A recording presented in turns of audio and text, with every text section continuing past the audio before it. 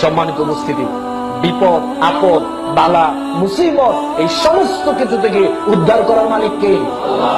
কে বলছে? আল্লাহ। কাজে কর্মে তো আপনাদের ঠিক নেই। বিপদে পড়লেন, এক গ্লাস পানি নিয়ে হুজুরের কাছে গেলেন, গিয়ে বললেন আমার কাছেই ধরেন, অন্য হুজুরা রাগ করবে, আমাকে দিয়ে বুঝাতে হবে, তাহলে খেপবে না। আমার কাছে যে বললো হুজুর আমাকে একটু পানি পড়া দেন, বললাম কি হয়েছে? বললো বাচ্চা 6 দিন ধরে প্রস্রাব করে না। তা আমি যদি আপনার ছেলেকে পানি পড়া দেই, আপনার ছেলে প্রস্রাব করবে, এটা আপনাকে বলছে কে? আমি হুজুর যদি আপনার ছেলেকে পানি পড়া দেই, আপনার ছেলের বিপদ আপদ কেটে যাবে, মাথা ব্যথা বন্ধ হয়ে যাবে, এটা আপনাকে বলছে কি? একটা দলিল দেন তো পারলে দেখান। নিজের সন্তানের জন্য নিজের বাপ মার দোয়াটাই কি সর্বশ্রেষ্ঠ দোয়া না? আপনার সন্তান বিপদে পড়েছে, আপনি সালাতে দাঁড়ান, আপনি এক গ্লাস পানি নিয়ে সূরা ফাতিহা পড়ে আপনি ফু দিয়ে বাচ্চাকে খাওয়ান, ভালো হওয়ার সম্ভাবনা আছে না ভাই?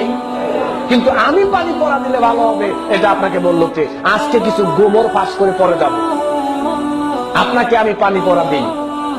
পানি পড়ার সময় দেখবেন পরে আস্তে আস্তে, ফু দেওয়ার সময় জোরে একটা ফু দেয় না, পরে আস্তে ফু দেয়।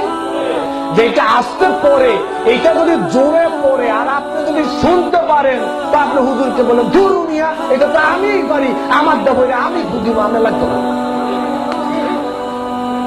হুজুর পরে সূরা ফাতিহা আর কিচ্ছু না।